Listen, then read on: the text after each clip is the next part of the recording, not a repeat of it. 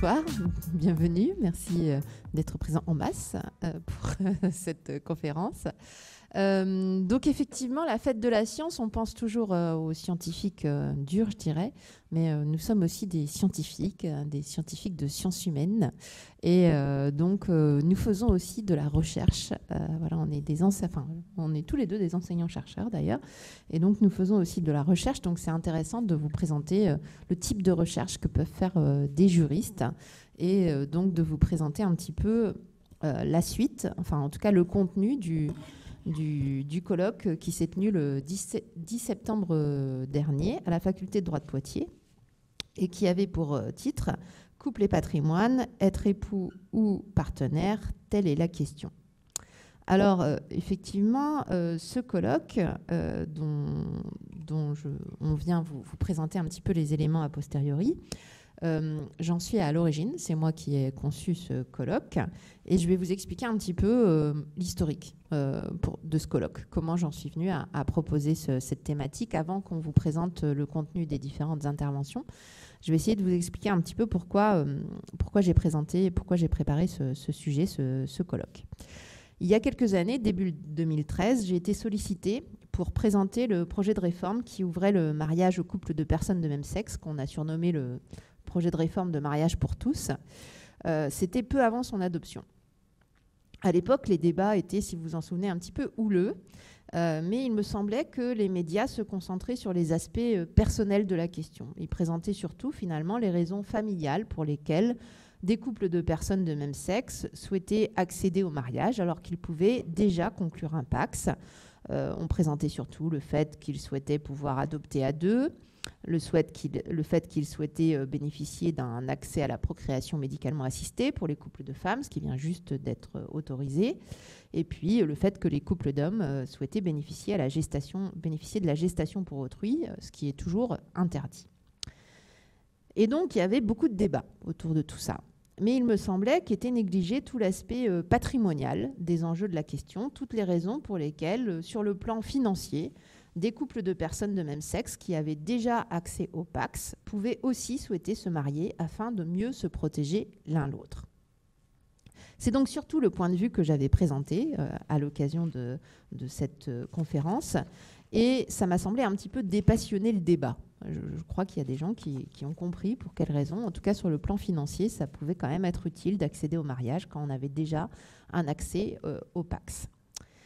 Et ces éléments que j'avais présentés, qui n'étaient pas vraiment développés dans le cadre du colloque, je vais quand même vous les présenter un petit peu. D'abord, un bref rappel de notions. Pour ça, il existe en droit français, à l'heure actuelle, 3 modèles de couple. 3 modèles de couple que sont le concubinage, le PACS et le mariage. Le concubinage, il est défini à l'article 515-8 du Code civil comme une union de fait caractérisée par une vie commune, présentant un caractère de stabilité et de continuité entre 2 personnes de sexe différent ou de même sexe qui vivent en couple. Mais en réalité, le concubinage a très peu d'effets. Effectivement, il y a une définition légale du concubinage dans le code, mais le concubinage, c'est un peu le statut zéro du couple. 0 droit, 0 devoir, 0 obligation. Donc en fait, ce n'est pas un vrai statut. L'alternative, si on veut vraiment avoir un statut de couple, c'est entre le PACS et le mariage.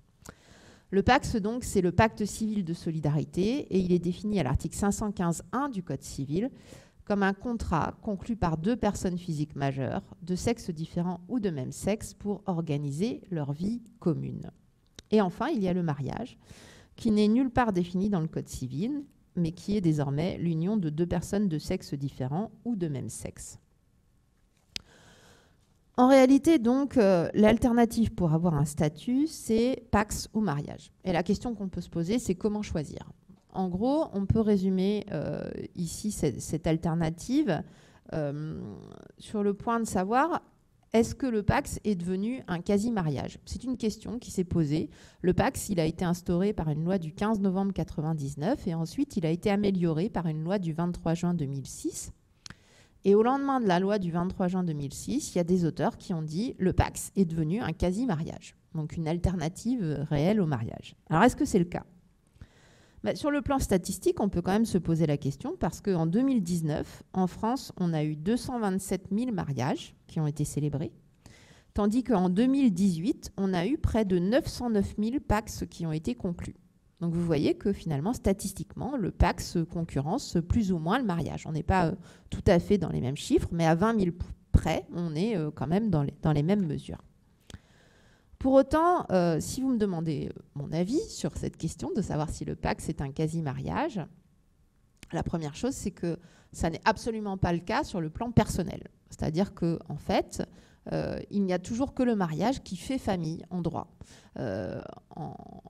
Il n'y a que le mariage qui emporte la présomption de paternité et qui fait que si une femme met au monde un enfant pendant le mariage, ou même à la dissolution du mariage, son mari est présumé être le père de l'enfant, donc n'a pas de démarche particulière à faire pour établir sa paternité.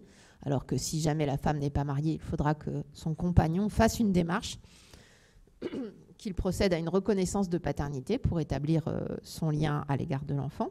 Et puis, de la même façon, pour adopter à deux un enfant, il faut être marié. À l'heure actuelle, même si une réforme est en cours de discussion, à l'heure actuelle, pour pouvoir adopter à deux un enfant, ou même adopter l'enfant de l'autre, il faut nécessairement être marié. On ne peut pas le faire si on est simplement pacsé. Donc vous voyez, sur le plan familial, en réalité, le PACS n'est pas un quasi-mariage. Maintenant, sur le plan patrimonial. Sur le plan patrimonial, on peut davantage en discuter parce que globalement, on peut considérer quand même que le PACS s'est beaucoup rapproché du mariage. Alors, ça s'est beaucoup rapproché à la suite de l'évolution par la loi de 99 et la loi de 2006, mais peut-être que l'évolution la plus importante, elle résulte d'une loi fiscale, parce que le fisc, c'est un peu toujours le nerf de la guerre sur le plan patrimonial. Et cette loi fiscale, c'est une loi TEPA de 2007. Et cette loi TEPA, qu'est-ce qu'elle est venue dire? Elle est venue dire que si jamais on hérite de son partenaire, ce qui nécessite qu'on ait été institué par testament, parce que si on n'a pas de testament, on n'hérite jamais de son partenaire. Mais si on a été institué par testament, eh bien à ce moment-là, on ne paye pas de droits de mutation. On n'a pas de droits successoraux à payer aux impôts sur ce dont on hérite de son partenaire, de même qu'on n'a pas de droits successoraux à payer sur ce dont on hérite de son conjoint. Alors même que la première différence, c'est quand même celle-ci, c'est que même si on n'a pas bénéficié d'un testament en tant que conjoint, on peut prétendre à des droits dans la succession. Donc on voit qu'il y a une certaine concurrence, et si on doit résumer, on peut dire, c'est souvent ce que je dis en cours, que en gros, l'alternative entre PACS et mariage, c'est que le PACS est plus souple et le mariage est plus protecteur. Le PACS est plus souple, pourquoi? Parce que c'est plus facile de se paxer que de se marier. Mine de rien, c'est plus rapide, c'est plus facile, même si bon, le mariage, c'est pas non plus, à part le problème de préparation de la cérémonie, qui peut durer un certain nombre d'années, mais en dehors de ça, voilà, il faut quand même quelques démarches à réaliser pour pouvoir se marier, alors que sur le plan du PACS, c'est beaucoup plus rapide. Et puis surtout, c'est beaucoup plus rapide et beaucoup plus facile de se dépaxer que de se démarier.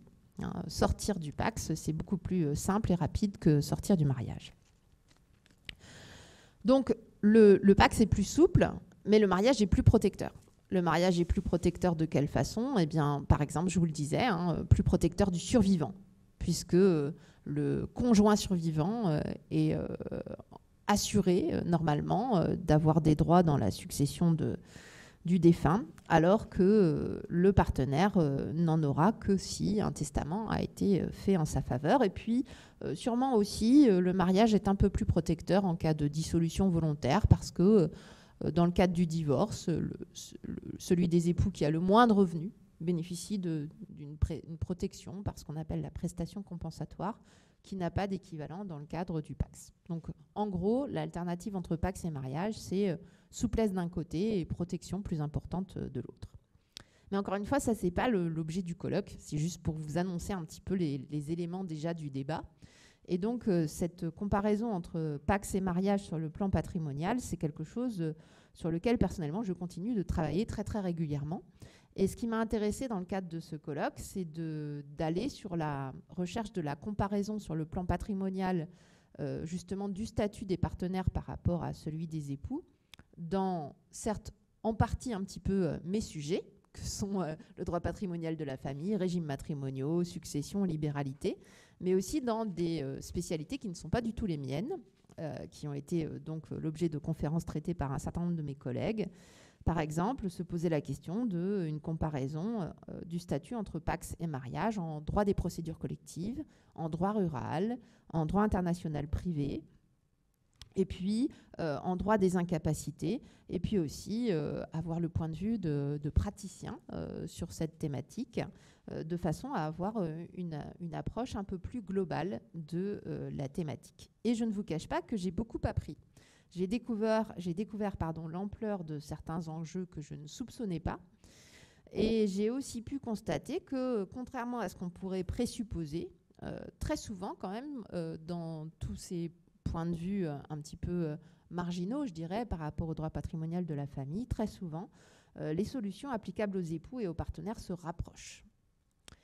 Il y a eu 8 interventions dans le cadre de ce colloque et Maître Favreau, donc, qui est intervenu aussi dans le cadre de ce colloque, et moi, avons eu le plaisir d'intervenir et aussi d'écouter tous nos collègues et de nouveau de les écouter pour pouvoir vous présenter un espèce de condensé des différentes interventions qui ont eu lieu.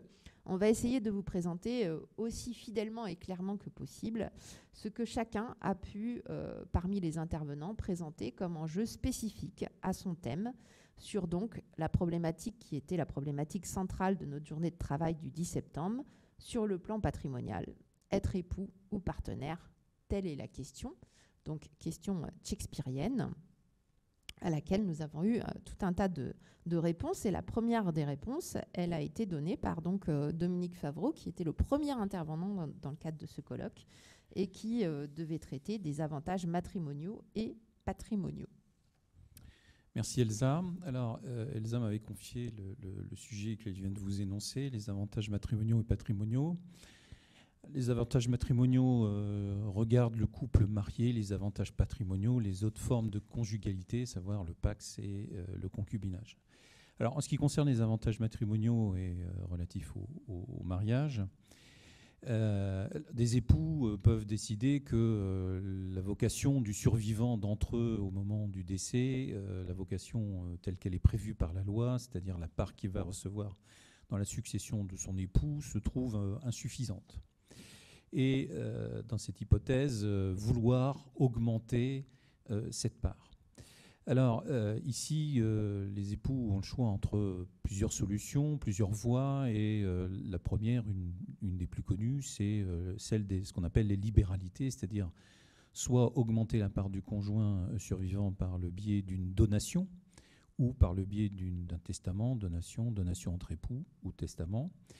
Mais le régime spécifique de ces libéralités limite l'ampleur de la volonté d'avantager le conjoint à travers des règles peut-être que vous avez entendu parler, ce qui s'appelle la réserve héréditaire, c'est-à-dire que lorsque la donation est trop importante, eh bien, schématiquement, cette donation diminue la part des enfants puisqu'il en revient plus au conjoint, et de ce fait réduit la part des enfants. Et lorsque on dépasse un certain stade, lorsque la part de l'enfant est trop faible, eh bien celui-ci ça peut conduire à ce qu'on appelle la réduction de cette donation. Donc on peut procéder par voie de donation pour améliorer la situation du conjoint, mais dans des limites fixées par la loi. Alors la deuxième voie, c'est celle de l'avantage matrimonial. C'est un avantage, c'est au stade du mariage et du contrat de mariage ou du contrat qui modifie le contrat initial de mariage, où là les époux vont avoir une plus grande liberté pour améliorer la situation du conjoint, parce que justement cet avantage matrimonial ne fait pas partie de la famille des libéralités. Ce n'est ni une donation, ni une amélioration de la situation par voie de testament. Alors, il y a diverses formes. Essentiellement, l'avantage est consacré dans le cadre de la communauté, c'est-à-dire que lorsque les époux se marient, c'est une communauté légale, et bien ici, ils vont adopter une communauté conventionnelle. Par contrat, ils vont modifier cette communauté. et prévoir une clause d'avantage au profit de ce conjoint. Alors, ça a été étendu, la jurisprudence a étendu cette question à d'autres régimes matrimoniaux. Alors, l'exemple type que probablement vous avez entendu parler d'exemple d'avantage matrimonial, c'est ce qu'on appelle la communauté universelle, avec l'attribution intégrale de cette communauté aux survivants en cas de décès. Ici, c'est l'avantage total, parce que rien ne revient aux héritiers, aux enfants qui sont des héritiers qui sont protégés.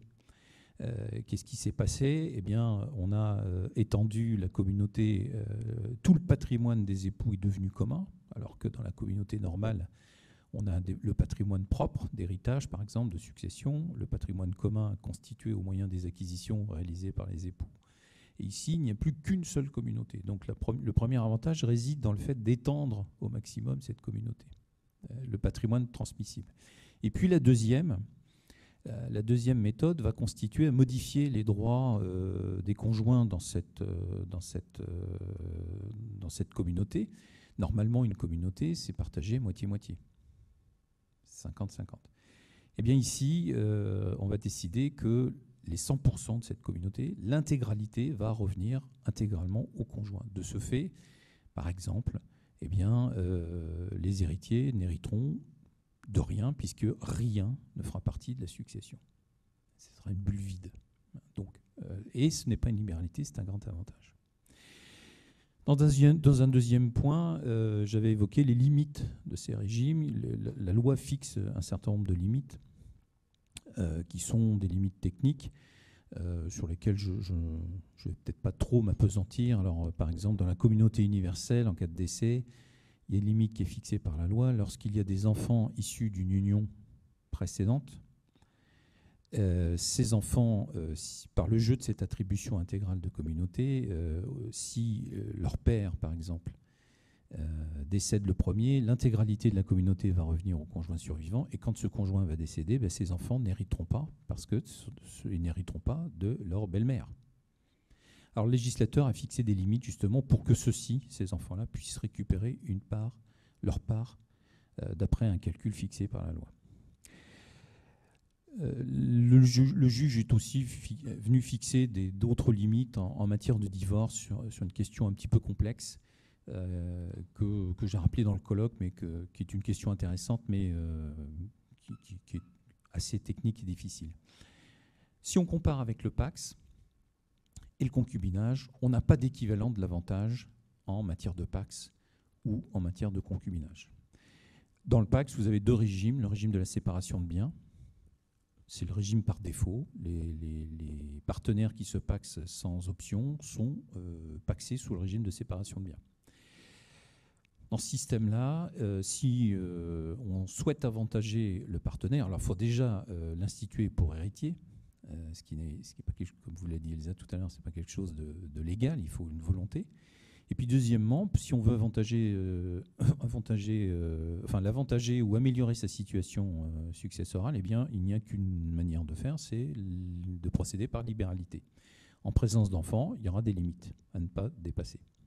Dans le concubinage, c'est la même chose. À la différence entre les deux, c'est une question fiscale, comme l'a rappelé Elsa tout à l'heure. Dans le concubinage, par définition, c'est l'ère zéro de la famille, donc il n'y a rien. Donc le texte ne prévoit pas, il n'y a pas de texte, donc aucun avantage.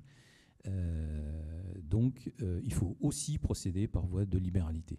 Donc en résumé sur cette question-là, l'avantage matrimonial est réservé aux époux qui sont mariés sous le régime de la communauté, voire dans d'autres régimes un petit peu de proximité, on va dire, mais essentiellement le régime de la communauté par un aménagement par contrat de mariage.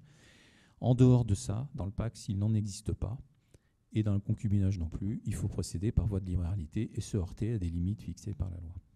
Voilà, je vous remercie pour cette intervention.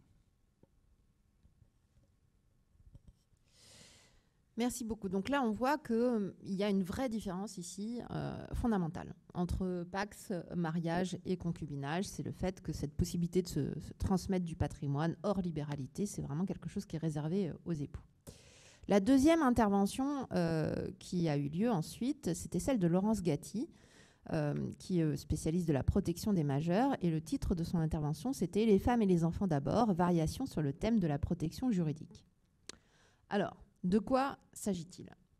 En fait, la base de l'intervention de Laurence Gatti, c'était la situation dans laquelle vous avez un couple qui est constitué soit de partenaires, soit d'époux. Et ensuite, au cours de l'union, il y a un des deux membres du couple dont les facultés mentales sont altérées. Alors, les facultés mentales sont altérées, soit parce que, par exemple, il est atteint de la maladie d'Alzheimer, ou il se trouve dans le coma, ou il est atteint d'une autre maladie. Mais la conséquence de tout ça, c'est qu'il ne va plus être apte à gérer son patrimoine par lui-même. Il ne va plus être apte à consentir un certain nombre d'actes. Il est aussi possible d'ailleurs que ce soit un couple dont l'un des deux membres était déjà initialement atteint d'une maladie. Ça peut arriver, mais c'est beaucoup plus rare parce que dans ce genre de situation, les personnes sont plus rarement en couple. Et donc la question est de savoir si, compte tenu du fait que cette personne n'est plus apte à gérer par elle-même son patrimoine, est-ce que le fait qu'elle soit en couple peut jouer ou non sur sa situation ? Et est-ce que le fait qu'elle soit sous un couple de mariés ou sous un couple de partenaires, ça change un petit peu la donne ? Vous le savez peut-être, quand une personne a une altération de ses facultés mentales, comme ça, le premier réflexe, ça va être d'envisager une mise en place d'une mesure de protection judiciaire. Mesures de protection judiciaire, il y en a plusieurs, mais les premières auxquelles on va penser, c'est la tutelle. Tutelle qui est un mécanisme de représentation, c'est-à-dire qu'il va y avoir un tuteur qui va représenter la personne dans les actes nécessaires pour la gestion de son patrimoine. Ou alors, il va y avoir un système de curatelle, qui est un système d'assistance, c'est-à-dire que le curateur va assister la personne dont les facultés mentales sont altérées dans un certain nombre d'actes. Eh bien là, si on envisage ce type de mesure, déjà, il y a une spécificité liée au fait que la personne soit en couple, c'est qu'on va donner une priorité pour la désignation du curateur ou du tuteur au compagnon de la personne. Et là-dessus, peu importe qu'il s'agisse d'une personne mariée, d'une personne pacsée ou d'une personne en concubinage, tant l'époux que le partenaire ou le concubin peuvent être désignés curateur ou tuteur. Mais la spécificité liée au fait que cette personne puisse être en couple, mariée, c'est le fait qu'il est possible d'éviter de placer cette personne en tutelle ou en curatelle. Pourquoi ? Parce qu'il y a une règle concernant justement ces mesures de protection judiciaire, c'est une règle de subsidiarité. Et cette règle, elle prévoit qu'on ne doit pas mettre en place ces mesures de protection judiciaire, type tutelle ou curatelle, s'il est possible de suffisamment protéger les intérêts de la personne par des mesures plus souples, plus atténuées, je dirais. Ces mesures étant, par exemple, les droits et devoirs des époux, les régimes matrimoniaux ou un certain nombre de mandats.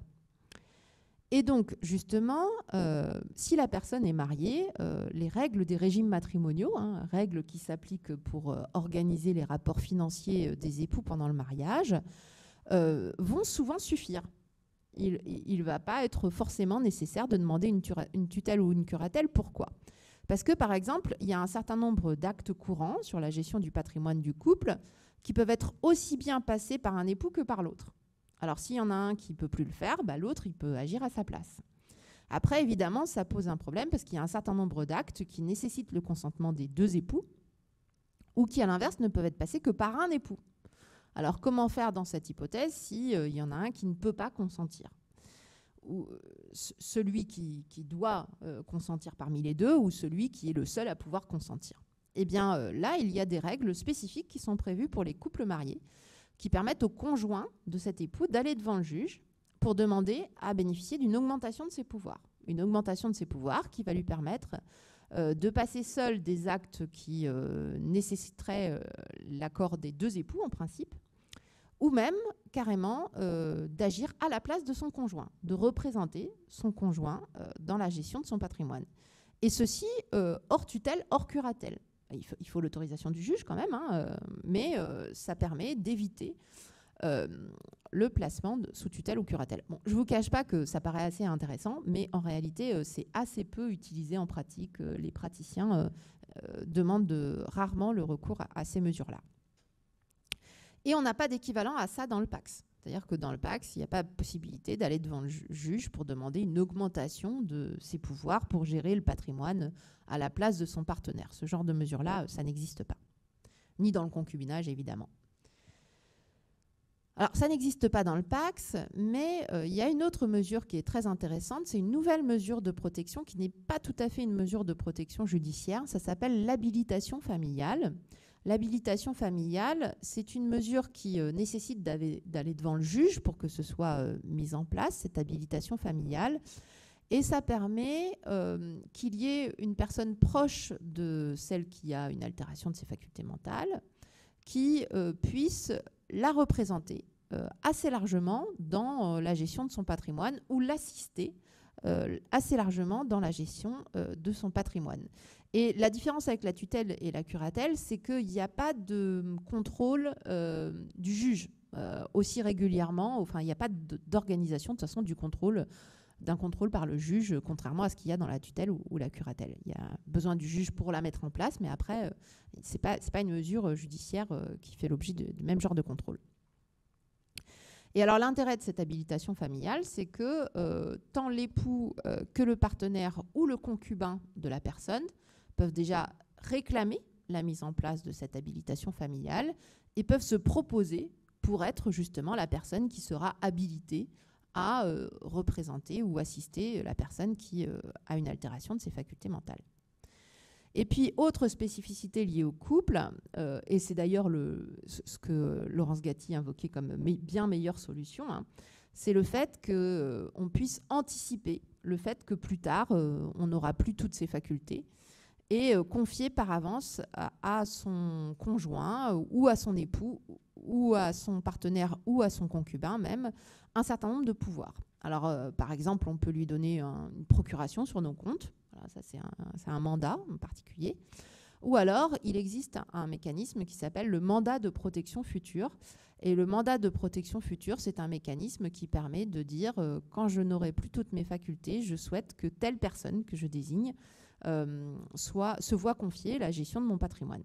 Et il est tout à fait possible de désigner comme justement comme personne ayant ce mandat son compagnon marié ou son partenaire ou son concubin. Et ces solutions-là, qui sont des solutions conventionnelles, restent les solutions tout de même les meilleures par rapport aux solutions qui sont judiciaires, en tout cas les plus souples. Donc voilà, au bilan, on voit qu'il y a quand même certaines spécificités liées au couple marié, hein, certaines mesures qui n'ont pas d'équivalent, mais que de manière générale, tout de même, tant le concubin que le partenaire ou l'époux peuvent être en situation d'agir sur la gestion du patrimoine à la place de la personne dont les facultés mentales sont altérées. Ça, c'était pour la deuxième intervention de Laurence Gatti. Et la troisième intervention était celle de Pascal Rublin, sur la question des couples et procédures collectives. Alors, ce que voulait traiter Pascal Rublin dans le cadre de son intervention, c'était répondre à cette question. Vaut-il mieux être pacsé ou marié quand son compagnon est soumis à une procédure collective? Alors déjà, peut-être la question que vous vous posez, c'est qu'est-ce que j'entends par procédure collective ?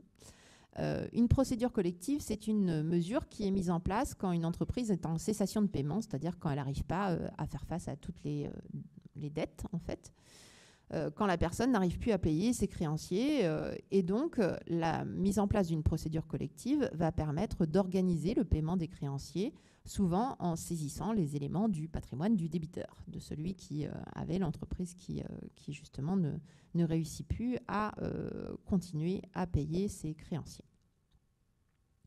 Alors évidemment, vous vous doutez bien que si votre conjoint se trouve face à une mesure de procédure collective, son patrimoine risque d'être saisi par les créanciers, eh bien vous vous demandez si vous ne risquez pas de voir vos propres biens être saisis.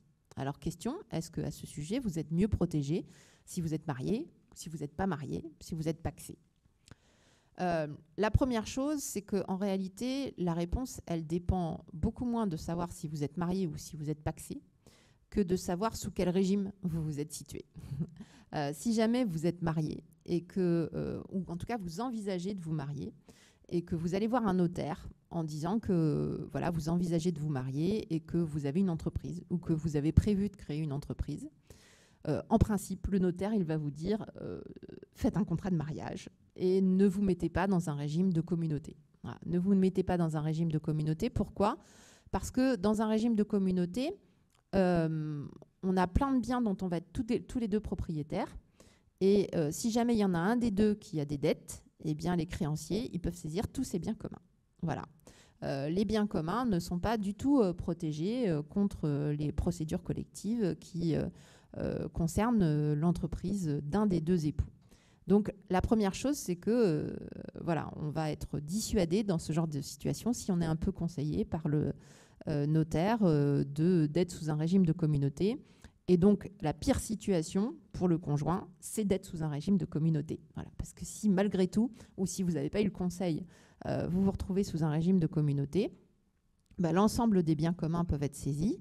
Et même si éventuellement vous étiez en instance de divorce et que vous aviez commencé à récupérer une partie du patrimoine, ou même que le divorce a été prononcé, bah, vous n'êtes pas sûr d'être protégé. Parce que le partage qui a eu lieu dans le divorce peut même être remis en cause par les créanciers de votre conjoint pour dire que voilà, vous n'avez pas récupéré tel et tel bien. Donc ça, c'est très compliqué. Donc la première chose, c'est qu'il ne faut pas être sous un régime de communauté. Après, si vous n'êtes pas sous un régime de communauté, si vous êtes sous un régime plutôt séparatiste, bah, que vous soyez partenaire ou que vous soyez marié, finalement, le statut est à peu près le même. Vous pouvez avoir acheté des biens à deux. Ces biens, à ce moment-là, on dit qu'ils sont en indivision.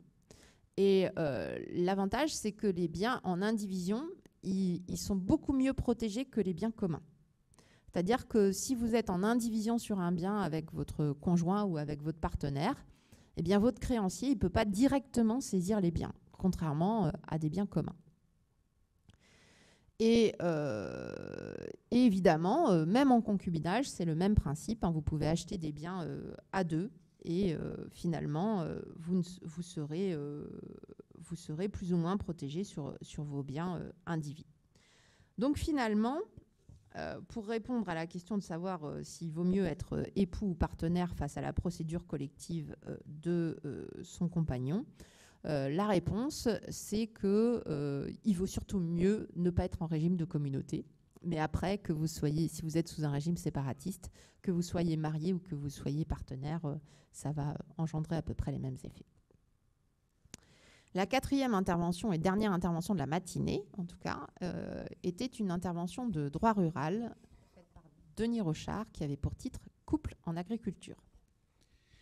Alors, Denis Rochard, qui est donc spécialiste en droit rural, donc avait fait cette intervention sur le couple en agriculture et a étudié différents points relatifs à l'exploitation agricole et la comparaison avec les différents modes de conjugalité, à savoir, toujours la même question posée, de savoir s'il valait mieux être marié, pacsé ou concubin au regard des législations existantes. Alors, tout d'abord, après avoir rappelé une évolution sociologique du couple en matière rurale, avec une ouverture du monde rural au fur et à mesure que le temps passe, une ouverture du couple. Il a rappelé rapidement le statut patrimonial en indiquant que les enjeux étaient importants aussi parce que, je pense que vous ne le savez pas, mais les personnes qui détiennent le patrimoine le plus important en France sont les agriculteurs en moyenne. Plus de 600 000 € par couple. En revanche, c'est aussi une profession qui est extrêmement endettée, l'endettement portant... Alors, d'une part, le patrimoine important comprend les terres, le matériel, etc., le cheptel qui a une valeur importante, mais c'est aussi une profession qui s'endette. Autant que les professions libérales, c'est ce qu'il a cité. Donc c'est une profession qui présente des risques du point de vue de l'exploitation, c'est assez connu. Et de ce point de vue-là, quelle est aussi la situation pour le couple? Alors, il a rappelé tout d'abord le statut social, en expliquant que depuis les années 60, d'abord dans les années 60, avec la loi d'orientation agricole, ne pouvez pas parler de statut du conjoint. Il s'agit d'étudier la protection du conjoint. Le conjoint, à l'époque, c'est l'épouse essentiellement, qui n'a pas de statut et qui est qualifiée de sans profession. Il y a du chemin à faire. Et puis, au fur et à mesure, la loi a quand même tout de même progressé. En 1980, elle a prévu légiférer sur ce qu'on appelle le mandat réciproque entre époux. Les époux avaient des pouvoirs réciproques en matière d'exploitation, ce qui ne coule pas de source à l'époque en matière matrimoniale. Et puis ensuite, l'amélioration est venue du recours à des formes de société. Donc a prévu l'association du conjoint. Donc le conjoint, à partir de 1982, devient chef d'exploitation. C'est envisagé. Alors, pas dans toute forme d'exploitation, mais au moins dans la plupart. En 1985, la création de l'EARL, l'entreprise agricole à responsabilité limitée, où les deux époux vont pouvoir prendre place. Et puis une évolution dans les années 90-2000, où le conjoint va pouvoir, cette fois-ci, avoir un véritable statut, d'abord par défaut et puis par option, entre les trois statuts qui sont toujours existants et qui sont assez classiques en la matière maintenant.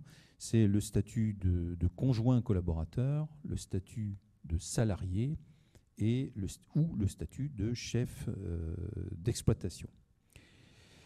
Alors, ces statuts, dans la loi d'orientation de 2006, ces statuts ont été étendus aux PACS et aux concubins. Donc, de ce point de vue, les trois modes de conjugalité sont, du point de vue du statut social, à égalité, traités de la même manière. Là, le droit était pragmatique et assez ouvert sur cette question. Le deuxième point étudié par Denis Rochard, c'est la question relative au salaire différé. Alors peut-être que vous avez déjà entendu parler de cette question du salaire différé, qui est une question qui se révèle au moment de la succession du chef d'exploitation. Et donc le salaire différé dans le Code rural, alors c'est une disposition d'une loi de 1939, à l'époque où beaucoup d'hommes étaient partis sur le front ou à la guerre, et l'exploitation était tenue par l'épouse et les enfants. Alors, le salaire différé, c'est la possibilité pour l'enfant, les héritiers, de réclamer un salaire au décès du chef d'exploitation au motif qu'ils ont travaillé sur l'exploitation pendant leur jeune majorité, puisque le texte prévoit que c'est à partir de 18 ans qu'on peut la réclamer, pour une période de 10 ans et leur allouer cette rémunération qu'ils n'ont pas eue à l'époque, puisque une des conditions pour le salaire différé, c'est que les enfants n'aient pas touché de rémunération et n'aient pas été associés aux gains réalisés sur l'exploitation. Alors, il existe, depuis beaucoup plus récemment, depuis 1989, un salaire différé au profit du conjoint, non pas de l'enfant cette fois-ci, du conjoint du chef d'exploitation. Ça a été étendu aussi en 2006, dans la même loi d'orientation, aux PACS et au concubinage. On n'a oublié personne au passage. Alors, pour la petite histoire, ce salaire est bien moindre, beaucoup moins d'ampleur dans la rémunération et dans les conditions d'obtention de ce salaire, puisqu'il faut que le conjoint ait au moins participé pendant 10 ans. En dessous de 10 ans, il n'a le droit à rien. Le conjoint ou le partenaire. Et la rémunération est bien plus faible que celle allouée à l'enfant. En outre, il ne faut pas qu'il y ait des conditions aussi qui existent dans le salaire différé au profit des héritiers réservataires, des enfants, pardon. Il ne faut pas que le conjoint ait été associé à une quelconque rémunération. Ce qui interdit toute possibilité de demande lorsque le conjoint est marié sous le régime de la communauté, parce que quand il travaille sur l'exploitation, il travaille aussi pour la communauté et lui-même. Donc ici, pas de possibilité de récupération. Il existe encore un autre salaire différé, on va dire dérivé. C'est le conjoint du fils qui a travaillé sur l'exploitation. Donc le conjoint a travaillé avec son épouse sur l'exploitation du beau-père ou de la belle-mère. Il existe là aussi un salaire différé. Je fixées à peu près dans les mêmes règles. La seule chose, c'est qu'il faut que l'époux soit marié au moment où la demande est faite. Le divorce met fin à toute possibilité de demande, même si ce conjoint a travaillé. Dans ce cas-là, il n'aura pas le droit au salaire différé. L'autre question abordée, c'est celle de l'attribution préférentielle. L'attribution préférentielle, c'est en cas de décès, la possibilité pour le conjoint de se faire attribuer par préférence, dans le cadre d'un partage, le bien d'exploitation. Alors, il y a des conditions qui sont fixées par le Code civil. Et là, le conjoint, le texte prévoit que c'est le conjoint marié ou le pax, mais le concubin est écarté, ça aurait été étonnant, est écarté de toute possibilité d'attribution préférentielle. Ensuite, Denis Rochard s'est attaché à la question du bail rural. Le bail rural, c'est un élément important de l'exploitation, puisque 80% des exploitations ont recours au bail, ne sont pas propriétaires du sol. Et donc, c'est une question qui reste importante. Alors, dans le bail rural, plusieurs questions sont envisagées. Des difficultés, d'abord, qui sont liées au fait que pour la conclusion du bail, qui sont des difficultés qui se révèlent parce que beaucoup de baux, au moins la moitié, sont des baux verbaux, il n'y a pas d'écrit. Et donc la première difficulté, c'est de savoir qui est le preneur. Alors sur les époux mariés, ça pose des difficultés, notamment parce que le mariage fait qu'on ne va pas pouvoir distinguer qui est le preneur. Est-ce que c'est l'époux, est-ce que c'est l'épouse, est-ce que c'est les deux? Alors évidemment, ça va avoir un retentissement sur le régime juridique, futur. La seconde question qu'a évoquée Denis Rochard, c'est une fois qu'on a identifié les preneurs, si c'est un bail équis, qui doit être le preneur? Alors, c'est pas toujours évident. C'est pas toujours évident. Ça va influer sur un certain nombre de questions. Alors, le statut du fermage, le bail rural, c'est une question qui est vaste dans le code rural. C'est une question importante, difficile et vaste.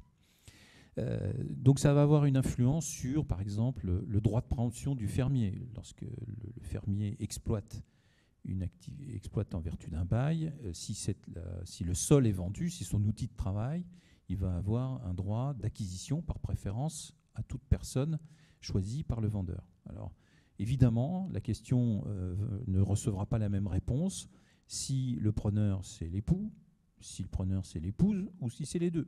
Parce que chacun, dans ce cas-là, disposera du droit de préemption.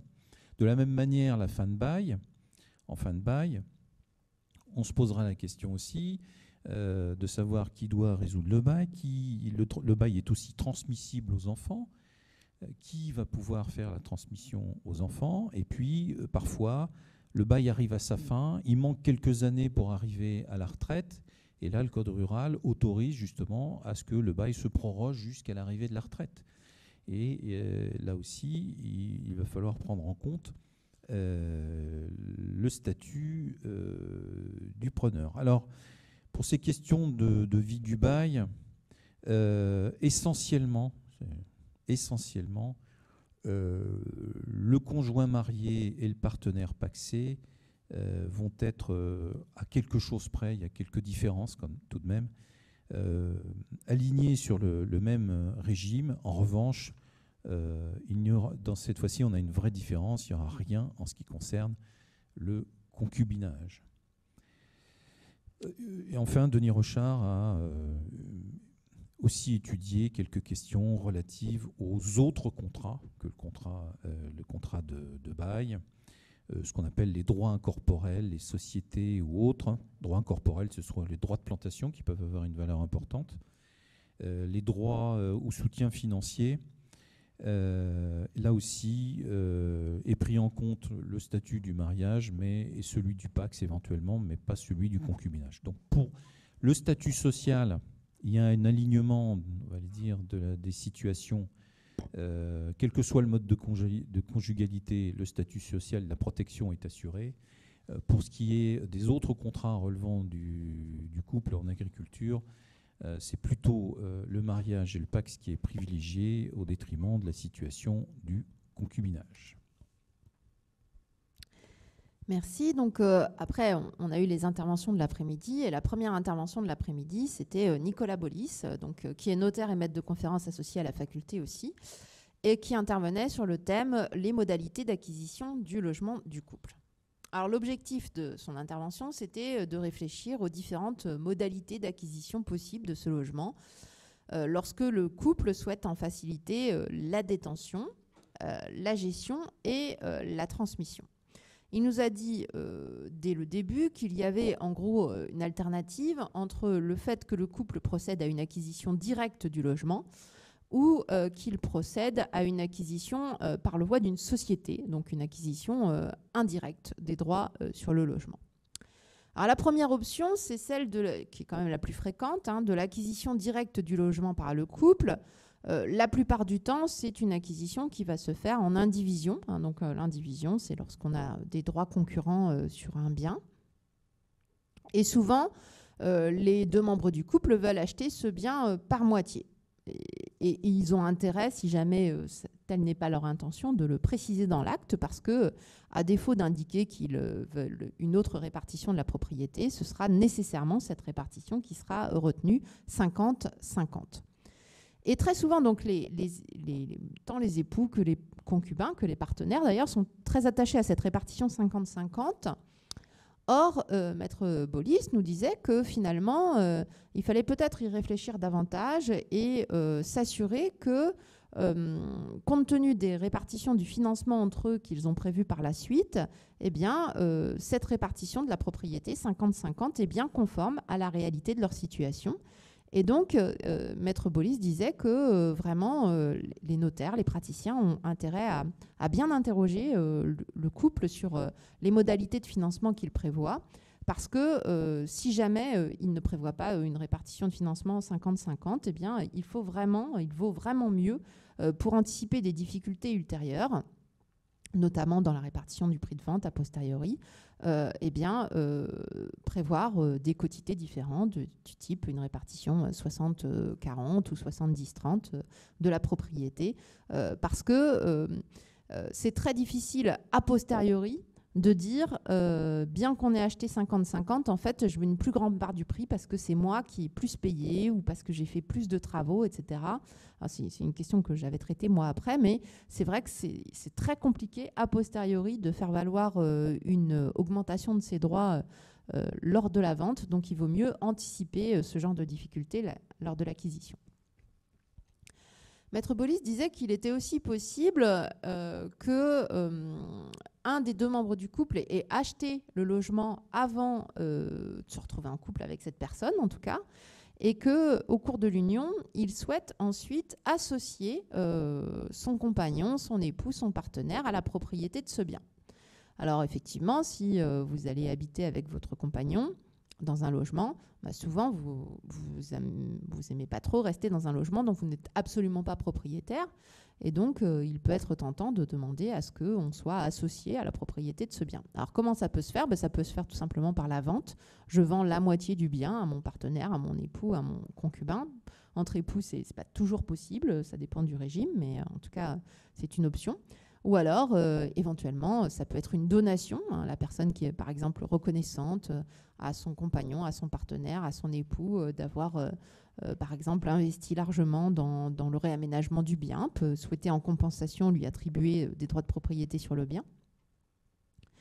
Et puis, ce que Maître Bollis évoquait, c'est que souvent, lors de l'acquisition du logement du couple, une des problématiques qui est évoquée par ce couple, c'est le souhait de s'assurer que si l'un des deux vient à décéder, le survivant des deux pourra être garanti, assuré, de bien rester dans les lieux jusqu'à son propre décès. Et si c'est quelque chose de très important, eh bien, cet objectif, ça peut entraîner le couple à envisager des procédés d'acquisition du logement qui sont un peu spécifiques. Par exemple, il est possible pour le couple d'envisager d'acheter le bien en tontine. Alors, l'acquisition en tontine, c'est quoi ? C'est on achète à deux un bien et il est prévu d'entrée de jeu qu'au décès du premier, le survivant des deux sera réputé seul et unique acquéreur de la totalité du bien, rétroactivement, depuis le jour de l'acquisition. C'est comme si, en fait, le prédécédé, il n'avait jamais eu aucun droit de propriété sur le bien. Alors, le gros avantage de ce système, c'est que ça permet la transmission du bien hors succession, bien évidemment. Pas forcément hors fiscalité. Je ne vous cache pas, voilà, y a quelques spécificités en la matière, mais là-dessus, les époux et les partenaires sont très bien placés puisque eux ne sont soumis à aucune fiscalité en cas de tontine. Au contraire des concubins, parce que je ne vous ai pas dit au début, mais je vous ai dit il n'y a pas de fiscalité successorale entre partenaires et entre époux, mais je ne vous ai pas dit de combien est la fiscalité successorale entre concubins, c'est 60%. 60%, c'est quand même assez dissuasif. Donc là, vous voyez, par exemple, dans le cadre de la tontine, le concubin risque de payer beaucoup de droits, alors que le partenaire survivant ou l'époux survivant, pas du tout. Et puis, l'autre option qui peut être envisagée pour l'acquisition du logement, c'est de faire une acquisition sous la forme par le biais d'une société. Le but étant ici de faciliter la gestion et la transmission du bien. Alors souvent, le choix qui est fait, c'est de faire une acquisition par la voie d'une société civile immobilière, parce que ça évite l'indivision, et puis ça permet de dissocier la question des pouvoirs de la question de la propriété dans certaines conditions, sous certaines conditions. Alors, je ne vous cache pas que c'est moins ma spécialité, le droit des sociétés, mais si vous avez des questions à la fin sur ce sujet qui a été plus largement développé par Maître Bolis que ce que je dis, Maître Favreau répondra très facilement à ces questions, beaucoup plus facilement que moi. Mais bon, voilà. En tout cas, c'est aussi une option, l'acquisition par la voie d'une société. Ensuite, j'ai succédé à Maître Bolis dans le cadre du colloque pour intervenir sur la question du financement du logement du couple, mode de contribution aux dépenses quotidiennes du couple. Alors, c'est une question un peu technique, je ne vous cache pas, je vais essayer de faire le moins technique possible. Il faut savoir que dès lors qu'un couple est marié, il est tenu d'une obligation qu'on appelle l'obligation de contribuer aux charges du mariage à proportion de leurs facultés respectives. Obligation qui est prévue à l'article 214 du Code civil. Alors ça consiste en quoi? Ça veut dire que pour tout ce qui est dépenses quotidiennes, dépenses de loyer, dépenses de courses, dépenses d'électricité, de gaz, etc., on doit contribuer équitablement. Alors équitablement, ça ne veut pas dire égalitairement. Ça veut dire que si on a les mêmes revenus, effectivement, c'est 50-50, hein, ces charges. Mais si jamais il y en a un qui a, par exemple, 50% de revenus de plus que l'autre, eh bien, il doit payer 50% de plus de ses charges que l'autre. Mais la contribution aux charges du mariage, ça peut aussi s'exécuter sous d'autres formes. Par exemple, si vous avez un époux qui n'a pas d'activité professionnelle, mais qui s'occupe des enfants et qui tient la maison, bah ça, c'est considéré comme un mode de contribution aux charges du mariage. Il est aussi possible, par exemple, de collaborer gracieusement à l'activité de son conjoint. Bon, l'exemple classique, c'est l'épouse du médecin qui va gratuitement tenir la compta et faire le secrétariat pendant quelques années. Ben voilà, c'est un mode de contribution aux dépenses de la vie courante de sa part. Et depuis 15 ans, depuis une quinzaine d'années, en jurisprudence, on a vu se développer un autre mode de contribution aux dépenses de la vie courante. C'est le fait d'avoir indûment assumé le remboursement du prêt finançant le logement du couple. Alors ça peut vous paraître très bizarre, ce que je vous dis. Je vous explique un peu la plupart du temps comment ça se passe. C'est un couple de personnes mariées qui est souvent sous un régime de séparation de biens.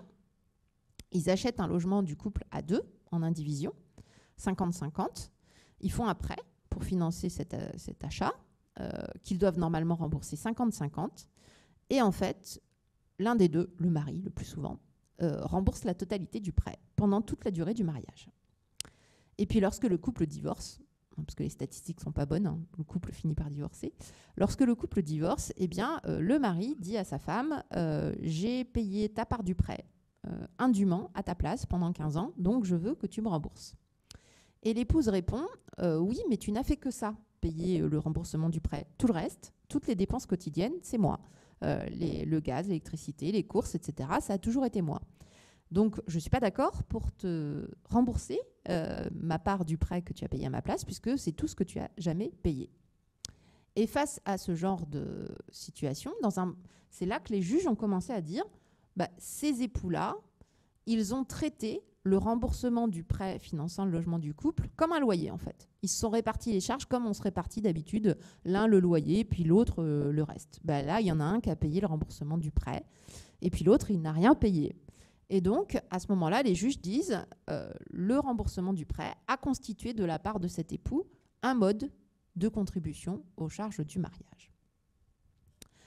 Alors, à la suite de ces solutions jurisprudentielles de la Cour de cassation, qui ont commencé à être très très fréquentes il y a 15 ans, on a dû déterminer un certain nombre de choses, parce que c'était un peu flou. La première question qu'on s'est posée, c'est exactement quels étaient le type de dépenses qui pouvaient comme ça être qualifiées de mode de contribution aux charges du mariage.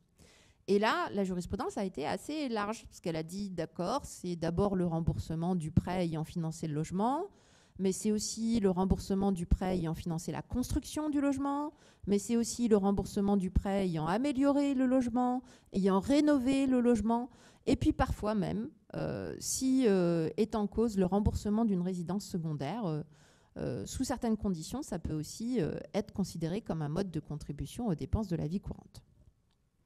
Alors, la deuxième question qu'on peut se poser, c'est imaginez que vous ayez un époux qui ait payé comme ça indûment le prêt à la place de son conjoint et qui ait par ailleurs payé sa part des dépenses quotidiennes. Donc c'est en plus de sa part des dépenses quotidiennes qu'il a payé tout ça.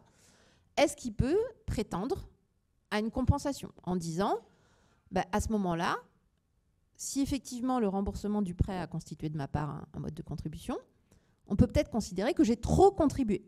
Parce qu'au regard de mes capacités financières, finalement, compte tenu de tout ce que j'ai payé à côté, c'est quand même un petit peu excessif. Et là, la réponse, c'est que c'est quasiment jamais possible. Quasiment jamais possible d'obtenir une créance en invoquant un excès de contribution.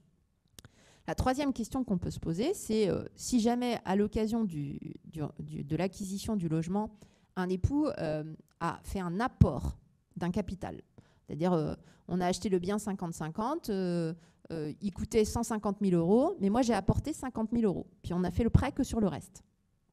Est-ce que celui qui a fait cet apport en capital, il peut obtenir compensation, ou est-ce que là aussi, il se voit opposer le fait que ça n'a fait de sa part qu'être un mode de contribution aux dépenses de la vie courante? La réponse est là, oui, il y a une protection. Il peut, et c'est une réponse qui nous a été donnée il y a très peu de temps, il peut prétendre à la restitution de son capital. Bon. Donc tout ça, c'est une problématique. On a eu énormément de décisions de la Cour de cassation depuis 15 ans sur ce sujet. Alors, ça, c'est les époux, mais là, on est sur une thématique de comparaison. Qu'en est-il des partenaires? Les partenaires, il y a beaucoup moins de jurisprudence parce qu'en fait, quand on se sépare alors qu'on est pacsé, on n'a pas besoin d'aller devant le juge. On est censé s'arranger entre nous, ce qui fait qu'il y a très peu de décisions de justice en matière de pacs. Néanmoins, les partenaires, ils sont tenus, en vertu de la loi, de s'apporter une aide mutuelle et matérielle. Et cette aide mutuelle et matérielle, ça veut dire qu'ils doivent contribuer aux dépenses de la vie courante à proportion de leurs facultés respectives. C'est-à-dire qu'ils sont tenus, en gros, d'un équivalent à la contribution aux charges du mariage. Et très récemment, la Cour de cassation nous a dit que le fait d'avoir à rembourser le prêt à la place de l'autre, eh bien, c'était considéré comme un mode de contribution aux dépenses de la vie courante aussi chez les partenaires. Donc finalement, même problématique, même difficulté. Alors on se dirait presque finalement que les derniers à être protégés, c'est un peu les concubins. Parce que je vous ai dit, le concubin, c'est 0 devoir, 0 obligation. Donc ils n'ont pas de devoir de contribuer aux dépenses de la vie courante. Eh bien, ils n'ont pas de devoir de contribuer aux dépenses de la vie courante. Néanmoins, s'il y en a un des deux qui a payé la part du prêt à la place de l'autre et qui va devant le juge va lui dire qu'il n'a fait que s'acquitter d'une répartition tacite dont ils étaient convenus entre concubins à propos des dépenses de la vie courante. Donc ça veut dire que même les concubins vont être soumis à ce système dans lequel ils auront toutes les difficultés, toutes les peines du monde à obtenir compensation dans cette situation. Voilà, j'espère que je n'ai pas été trop technique. L'avant-dernière intervention, les deux dernières interventions étaient des interventions de droit international privé, et l'avant-dernière intervention était celle d'Éric Fongaro, qui traitait de la protection du survivant du couple en droit international privé. Alors peut-être que déjà le droit international privé, ça ne vous parle pas. C'est quoi le droit international privé? En fait, le droit international privé, c'est le droit qui est applicable à des couples qui présentent un élément d'extranéité. Ça veut dire quoi? Par exemple, ils sont de nationalités différentes, ou alors ils vivent dans un pays qui n'est pas le pays dont ils sont originaires, ou alors ils ont des biens à l'étranger, éventuellement.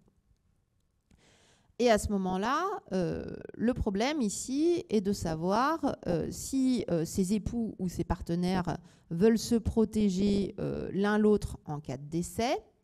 Eh bien, si c'est un couple dont l'un est français ou qu'ils vivent en France, ils peuvent savoir qu'au regard du droit français, ce que vous expliquez, Dominique, tout à l'heure, au regard du droit français, si on veut se protéger l'un l'autre au sein d'un couple, on est un peu limité par la réserve successorale. La réserve successorale qui dit qu'il y a une part de notre patrimoine qui doit nécessairement revenir à nos enfants. Alors, ils peuvent faire un certain nombre de libéralités, mais ils seront quand même bloqués par cette réserve. Mais peut-être qu'ils vont être informés que cette limite qui concerne la réserve, elle existe en France, mais elle n'existe pas forcément dans tous les pays. Par exemple, peut-être qu'ils peuvent savoir qu'en droit américain, ça n'existe pas. Et peut-être qu'ils peuvent se dire que s'ils se débrouillaient pour être soumis au droit américain, eh bien, ils échapperaient à cette limite qui est la réserve successorale. Alors, ça vous rappelle peut-être un truc, parce qu'on en a beaucoup parlé à propos de la mort de Johnny Hallyday, puisque Johnny Hallyday, à son décès, avait transmis tout son patrimoine à sa femme et à ses enfants d'une seconde union, troisième, enfin bon, dernière union, la dernière en tout cas, et puis il n'avait rien transmis à ses deux premiers enfants, ses enfants plus âgés.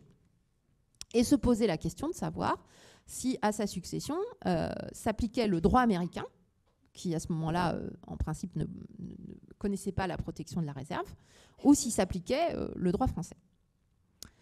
Et la question était aussi de savoir si jamais c'était le droit américain qui s'appliquait, est-ce que les héritiers français pouvaient, malgré tout, réclamer une protection. Alors, dans l'affaire Johnny Hallyday, ça n'a pas été jusque-là, en tout cas jusqu'à soulever cette question.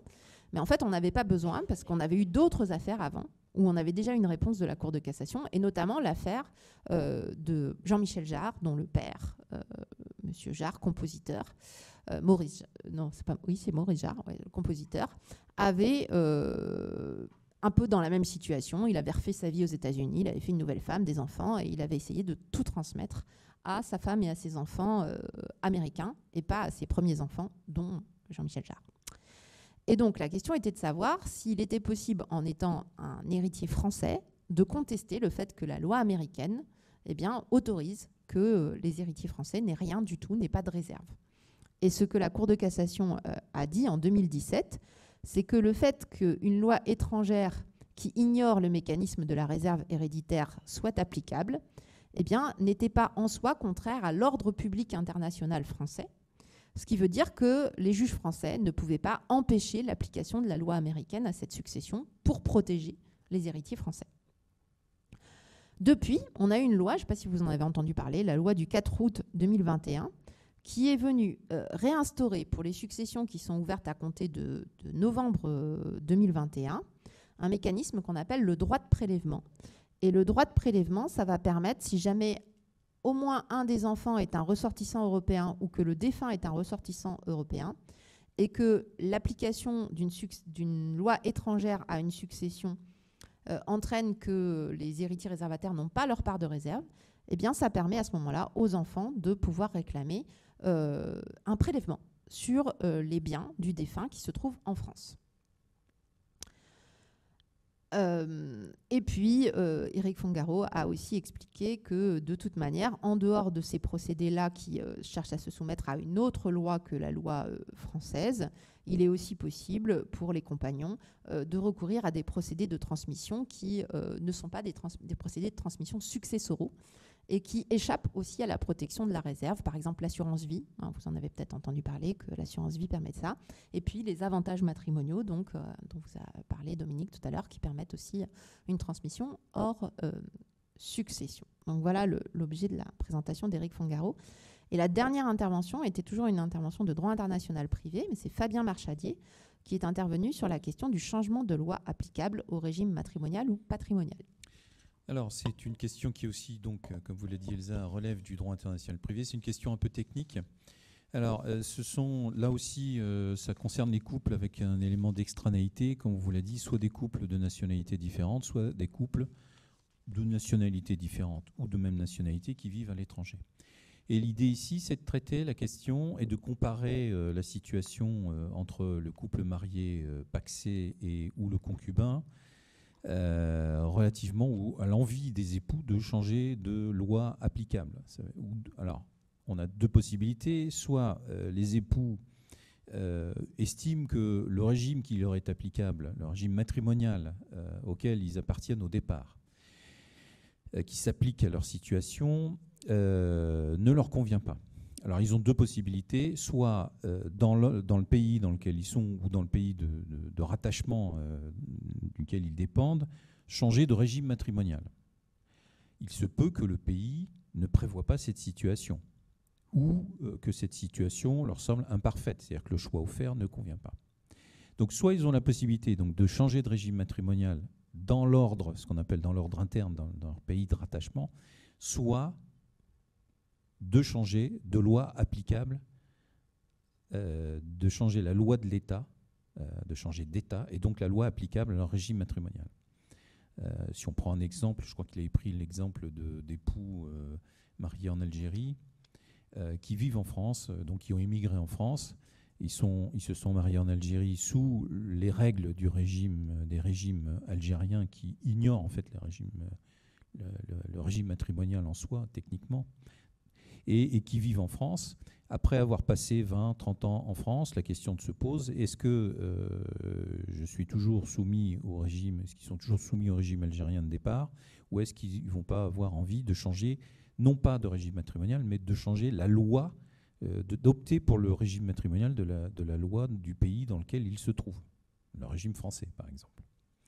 Alors, la situation a évolué d'un point de vue législatif. Fabien Marchadier a comparé les deux systèmes. Il y a eu une modification des règles en 2016. Des règlements européens sont venus modifier les règles qui sont entrées en vigueur en janvier 2019. Avant le règlement européen, si on compare les systèmes, et je limiterai mon propos. Alors, évidemment, ici, n'est pas évoqué le concubinage, qui est complètement en dehors de la discussion. Concubinage, il n'y a pas de règles, donc on ne peut pas envisager de changement de règles puisqu'il n'y en a pas. C'est simple. Donc, il a comparé la situation du PACS situation du mariage.